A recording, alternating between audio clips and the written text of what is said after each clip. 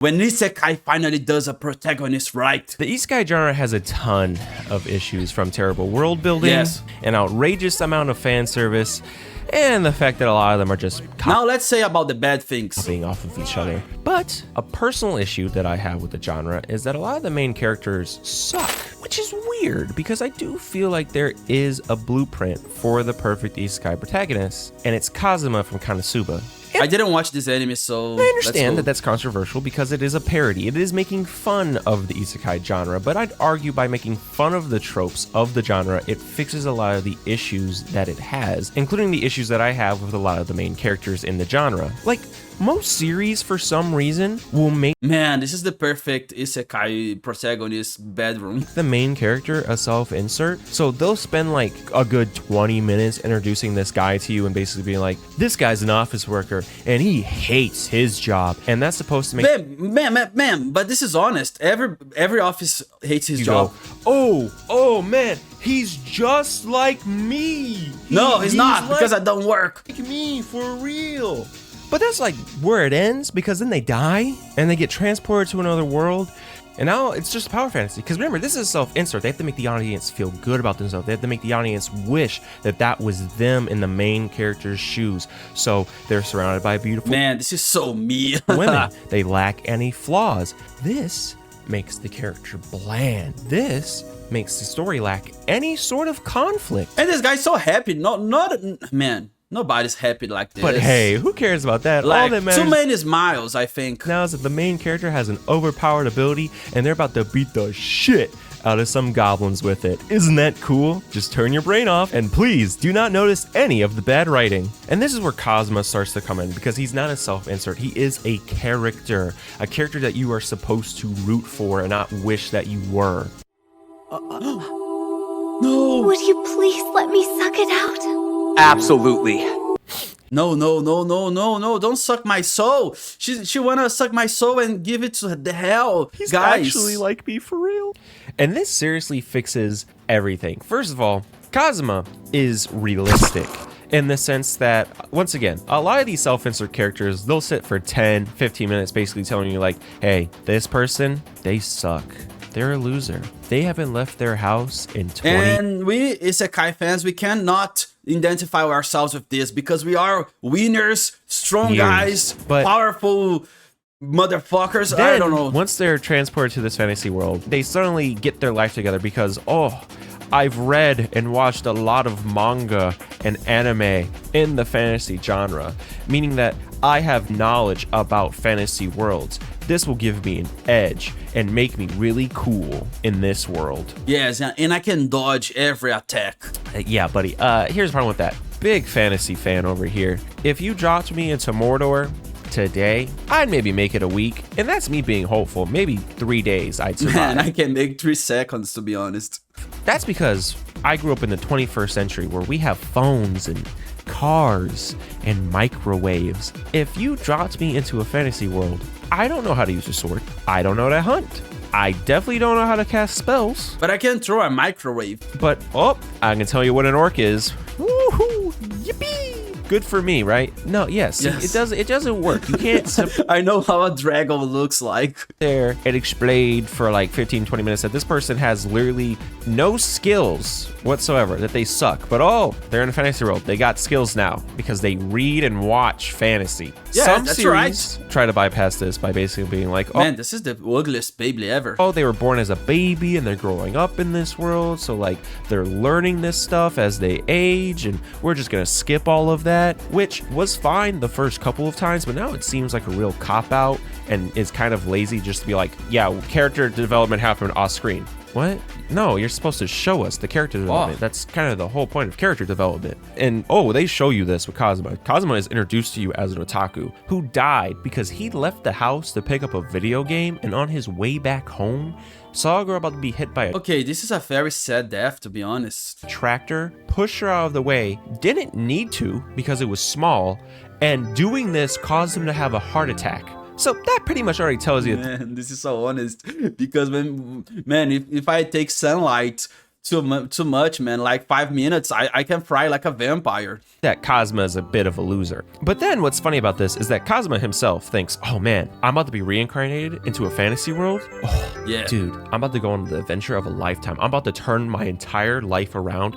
I'm about to be the hero of the story. I'm going to be the coolest guy in this new world. So once he gets reincarnated, he tries to do quests immediately. And then he's hit with the cold hard truth that, hey buddy, you're still yourself. Right? Nothing else has changed. So if nothing has changed, this guy's gonna die because I don't think no real guy can fight against this giant crazy frog. Other than your environment. So when he goes to do these quests, he fails because he doesn't know what he's doing. And when he does succeed, it's because of pure luck. To me, this is 10 times more interesting because what this does is it causes Kazuma to take a step back and go, okay, if I want to succeed in this world, I actually have to use my brain and I have to work for it. Oh my god, two terrible things to do. Using your brain, no, never. And working, are you crazy? Isn't going to be easy. My two nightmares. I don't use my brain even if I need to leave, you know? And the series does a great job of showing how over the course of the series, Kazuma starts to grow as a person. He starts to learn a lot about the world, be it magic or fighting or simply being like, oh yeah, I'm slightly smarter than medieval peasants. It's really easy to lie and trick them. And then when it comes... Yeah, they don't know about Mr. Beast. So they're so stupid. Smarter nobles of the world, he's still slightly smarter because he's like, oh, I just have to be like honor and duty. And yes, I am a brave warrior. And they just... Man, this guy's perfect. Eat that up, and he understands this because he's from our world and he actually is using the fantasy knowledge in a really unique and clever way to get an advantage in the world, other than I know magic systems and I know what an elf is. Yeah, that's great. It's not really helping you. The series does a great job of showing you that he's progressing as a character, but at the same time he's not changing dramatically. He's growing slowly and becoming better, but at the same time you're like, yep, that's the same loser that we're growing to love. But another thing that's really nice about it though too is because Kazuma isn't this I've never watched this anime, but I already love this guy. I strong, wanna hug overpowered hero. He has to rely on others, so there's a large cast in Konosuba, and they all kind of matter, from Darkness and Megumin and Aqua. Even though they are kind of useless, Kazuma does find uses for them and kind of props them up and puts them in the spotlight. And then there are side characters that show up now and then that are also very important because they have skills. Yes, those people look important. That Kazuma just doesn't have, and he needs them to complete a certain task. That is better than just having a main character that just is good at everything, that he knows every spell, knows how to fight, knows strategy. Kazuma has to rely on people, and because of that, you get a really cool and unique cast of... Yeah, I think it's better. One thing I don't like about Solo Leveling is the guy was a loser in the beginning. I know he got strong, but man, he got such a calm mind. I don't know. I don't like that. His mind is so calm. By simply keeping the main character relatable and human and not some overpowered god, the story, the worlds, everything just benefits from it. Doing this also gives a lot more weight to when he actually does something cool, because it actually makes you go, wait a minute, Kazuma actually did something cool? Just want to preface this by also saying that I do... Man, this is like my family when I know how to use a fork. They look like, oh my god, he knows how to use a fork. What a genius he became. I think that there are other series that do a good job. ReZero and Jobless Reincarnation, I think, also do a good job at doing this. But at the end of the day, they're very serious. They have to expedite the character development and be like, okay, we need them to stop being weak losers and we need them to now be the hero of the story. So they need an overpowered ability or they need to adapt very quickly. Which is fine. I don't think there's a problem with that, but I feel like Konosuba is a better watch if you do want something that is like, hey, do you want to watch what would realistically happen if someone from our world went to a fantasy world? Honestly, I don't watch Isekai very much. I have to say this. It's not my favorite choice. But I think if I had to watch an Isekai, if somebody has a gun in my mouth, I would watch this one. Only issue with Kazuma is that he is extremely perverted. The series still surrounds him with beautiful women, and he is just the biggest creep, but that is because this is a comic. Man, when I say I want to watch the anime, you show me the worst part of the anime. Okay, thank you. And for whatever reason, Japan thinks perverts are very funny, when in reality, they're not. In reality, they are. Kazuma gets into some shenanigans that are borderline just creepy, extremely creepy. Yeah. As the series goes on, though, he does get better, quote unquote. He gets slightly less perverted, which I guess is a win in character growth. Yippee.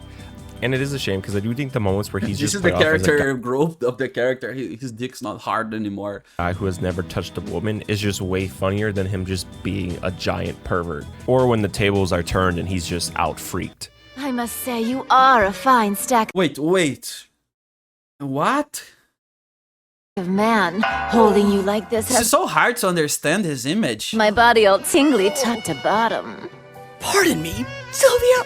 It feels like something's poking my butt. Actually, something is. But other than that, I would say the series is a breath of fresh air when it comes to watching so much Isekai slot, where basically the characters look all the same and they have all the same abilities and they all think the same. It's just really refreshing to watch Kazuma on his journey and on his quest. Okay, and this seems... all the shenanigans that they get up to, not because he's the strongest, but because he's us. And that's all. No, he's not me. I am myself. Nobody's me but myself. If I am other person, maybe I am. Maybe I'm not myself anymore. Maybe I'm Kazuma. Oh my god, I'm not myself.